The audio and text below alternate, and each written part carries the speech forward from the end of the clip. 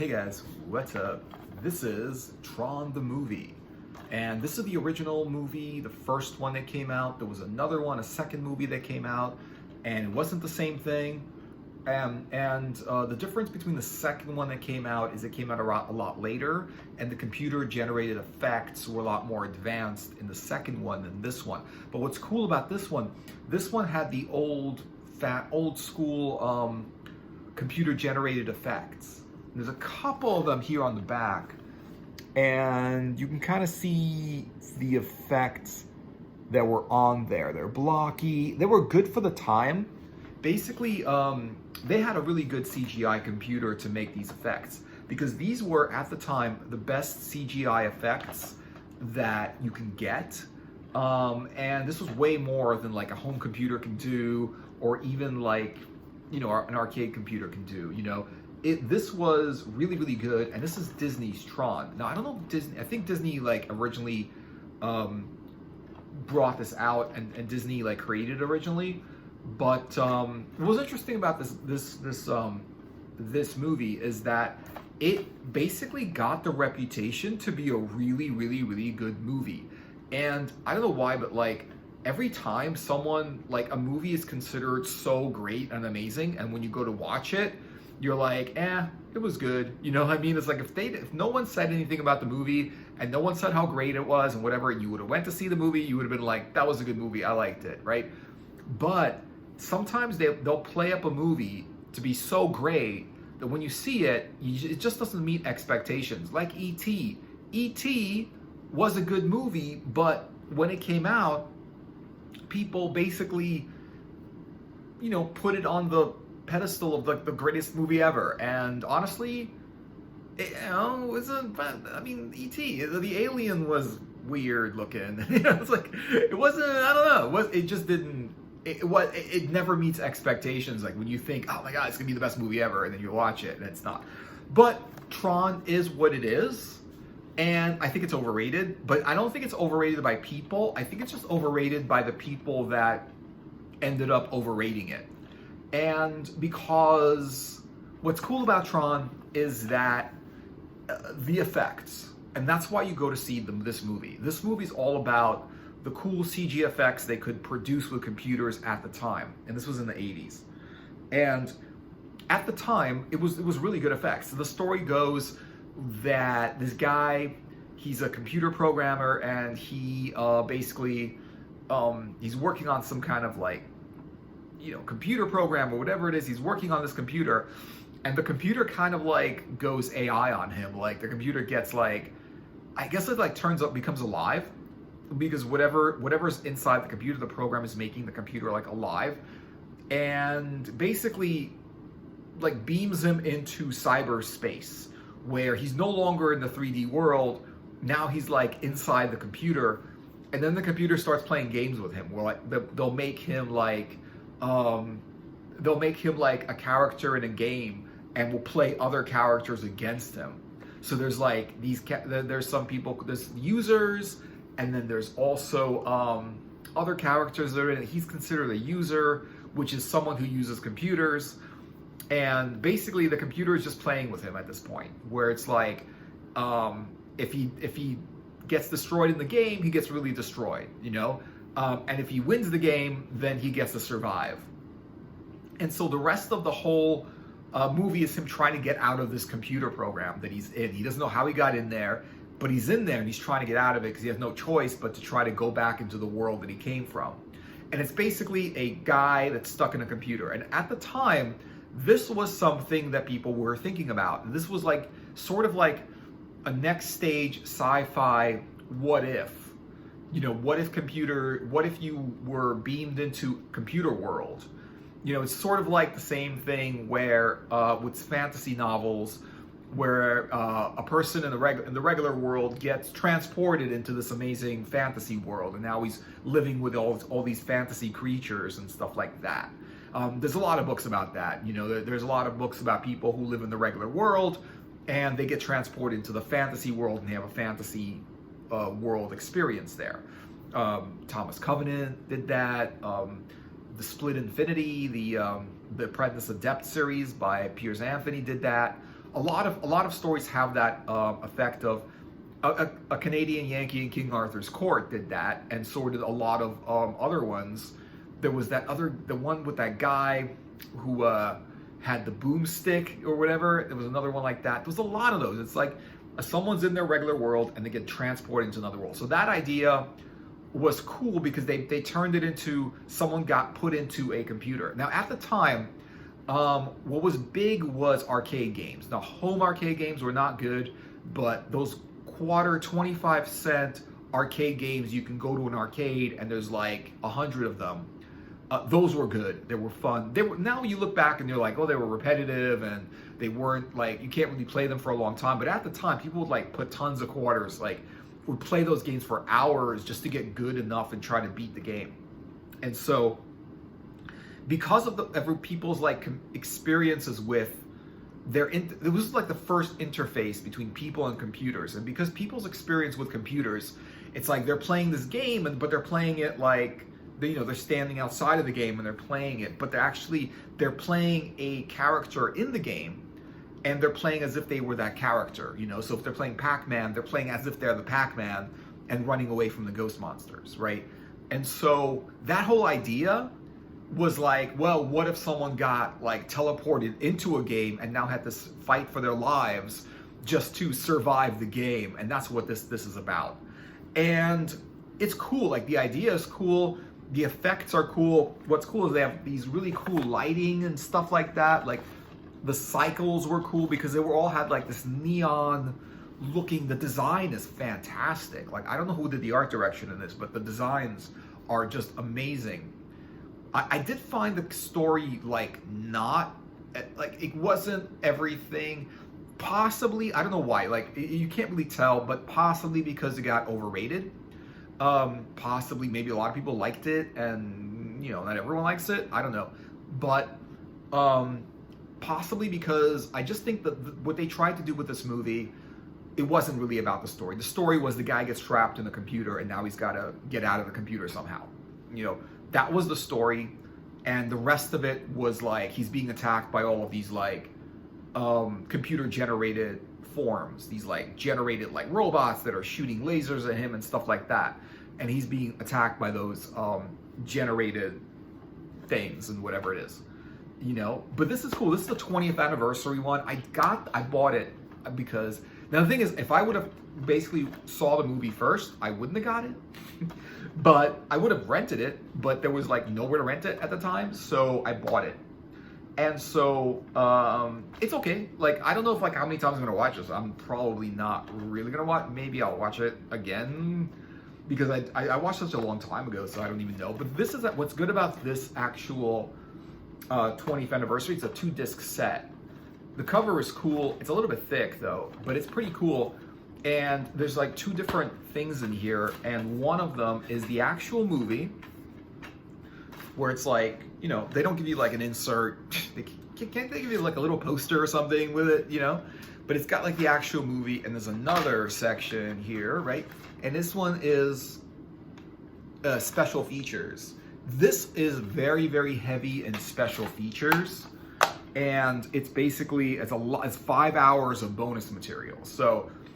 It was the bonus material was okay. I mean, it's really all about the movie. But if you saw the movie and liked the movie, or you generally like bonus material with your movie, this disc is good because it's got bonus material. I don't know if they're still making this disc because I got it a while ago, but it's got like bonus material like the making of Tron, all new extensive documentary including new interviews, deleted scenes. With introductions by Bruce Boxleitner, production photo gallery, an encompassing gallery including never before seen photos, audio commentary with Steven Lisberger, Donald Kushner, Harrison L. Shaw, and Richard Taylor. I don't know if this makes any sense to anyone, like if anyone knows who these people are. 3D animated menus that put you in the world of Tron, which is like the whole idea of the movie, right? I mean, it's like the whole purpose of having a movie where a guy is stuck in a computer simulation is somebody who's watching the movie and they feel like they're inside the movie. And talking about computer simulations, this was like the first idea before the next movie, which is like the 2.0 idea of The Matrix. The Matrix was the same idea as this, but it was like a more advanced, like 20 years later, The Matrix comes out, and now like people are inside computers and inside a computer simulation, where the computer simulation in this movie was based on the 1980 video games and the limited amount of CGI they can do back then. And then you get the next level of this, and where you're in the Matrix, and now these computers are super advanced to the point where you don't even know whether you're in the Matrix inside a computer or in real life, because it doesn't, it's the same thing. The computer puts people inside its reality, and it's possible that, the same idea that created Tron was the same idea that created the Matrix. What if we get into, we're somehow inside a computer program, and what happens?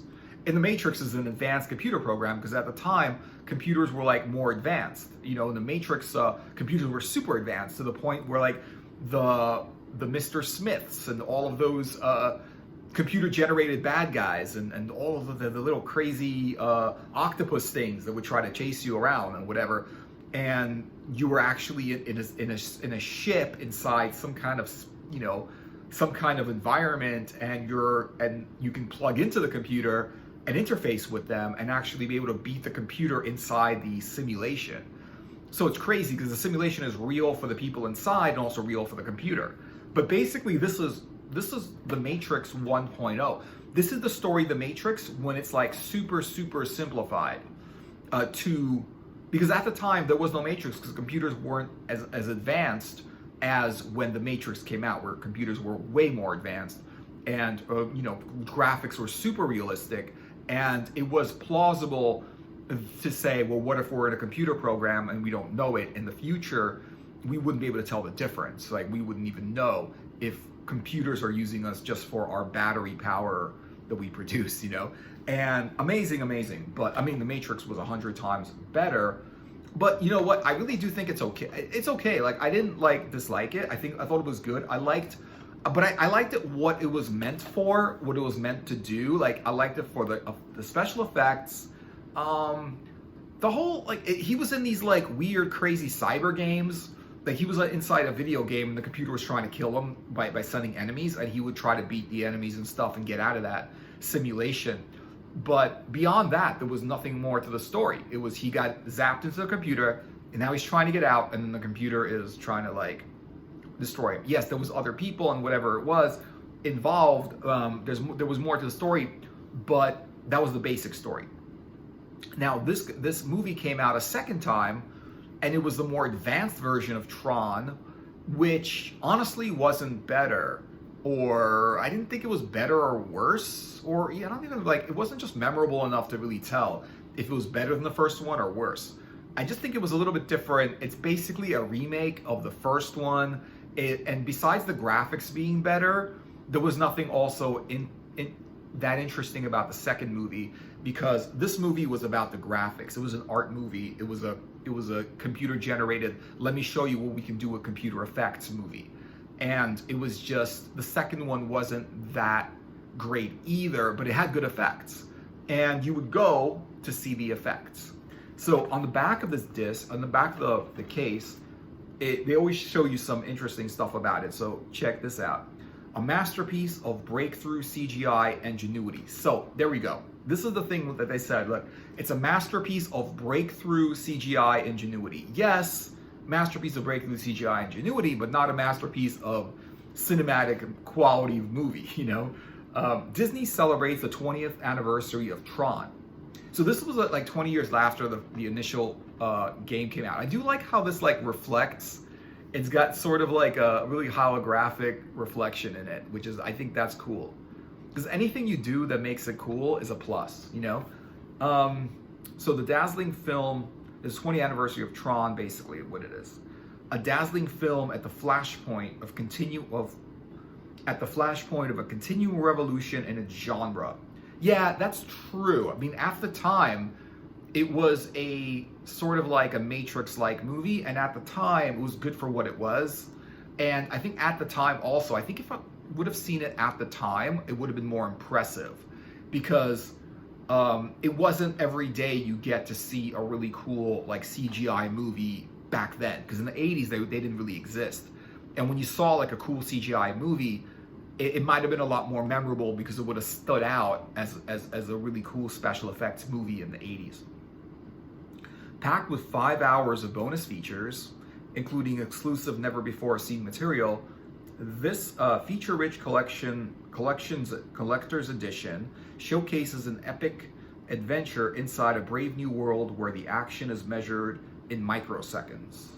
Yeah, I mean, it's cool. It's a brave new world, but it's not really. It's a world that he doesn't want to be in, that he wants to get out, and it's a world controlled by a computer that basically wants to kill him, you know. But it's like playing with him and like giving them a chance to survive, and not really that well. Like it's because he was able to survive that he did. He was able to use the computer to play against it and to actually survive the whole experience. So yeah.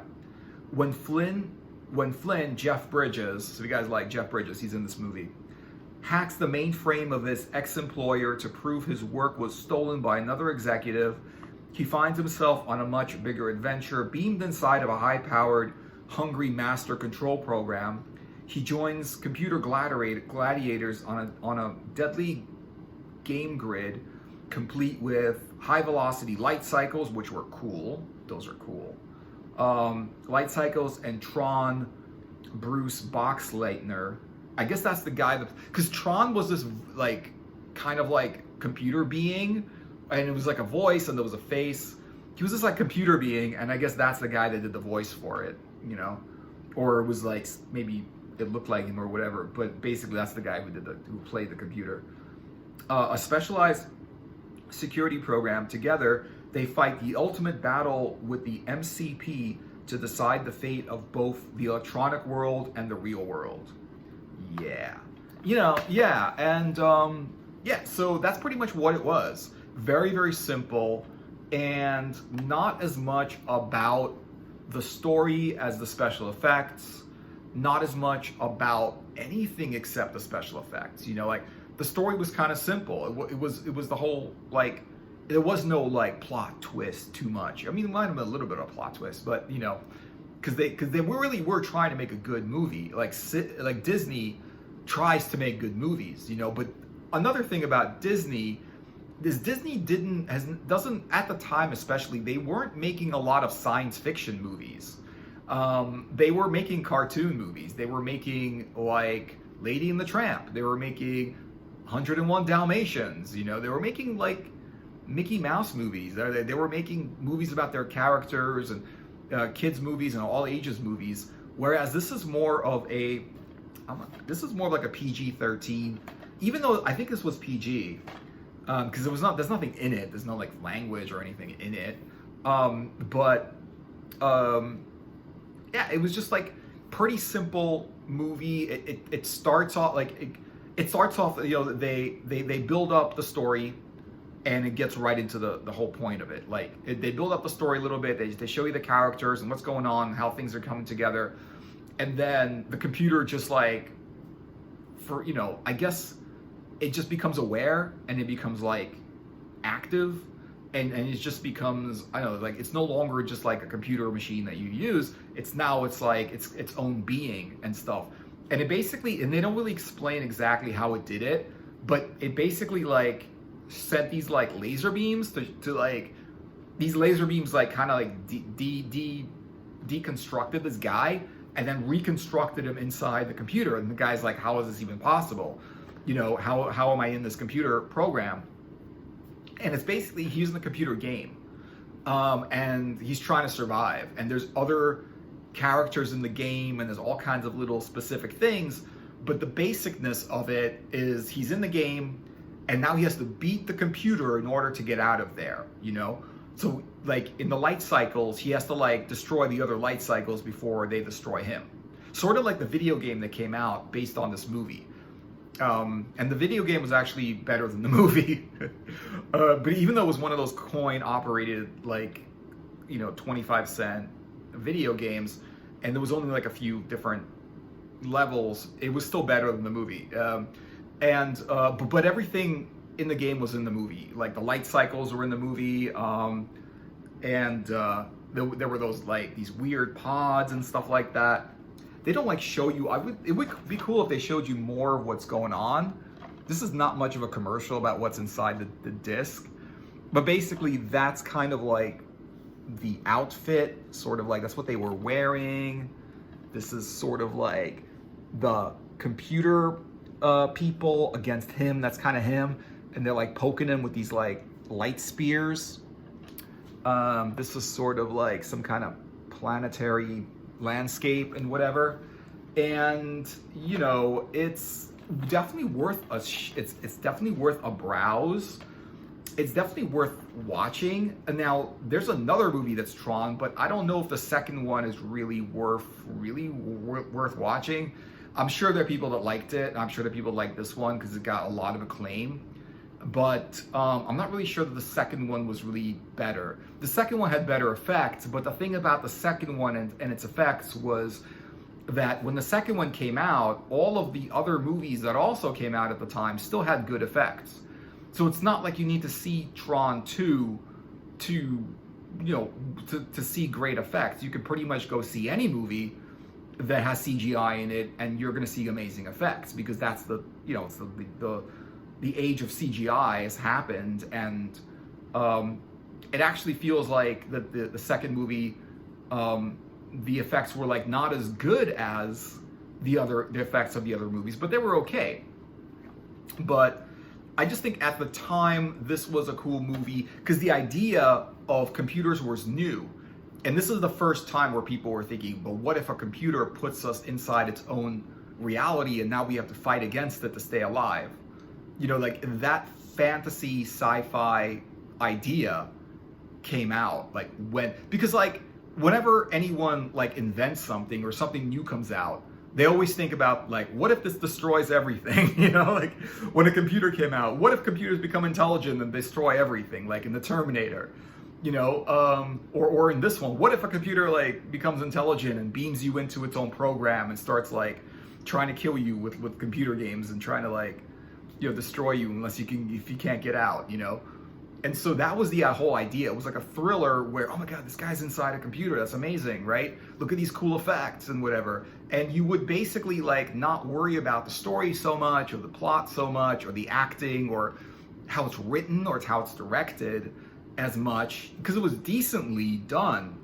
It just wasn't amazingly greatly done. And I think it was like the way people were just like saying how great this movie was, it just makes you think it's amazing. And it was just decently done with good for the time special effects, but definitely it wasn't like amazingly done, or I just don't think it was amazing.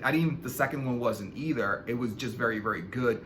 Special effects were good, and they were like the art direction was good, how everything looked, the costumes were cool, how everything glowed, all the different games that were designed that were inside the movie that the guy was in and tried to survive in were cool.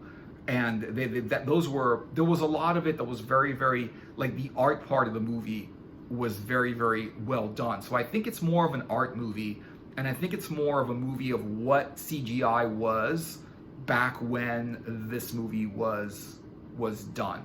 But definitely it's worth a watch. If I would have watched it, I would have probably rented it and gave it back and not really bought it.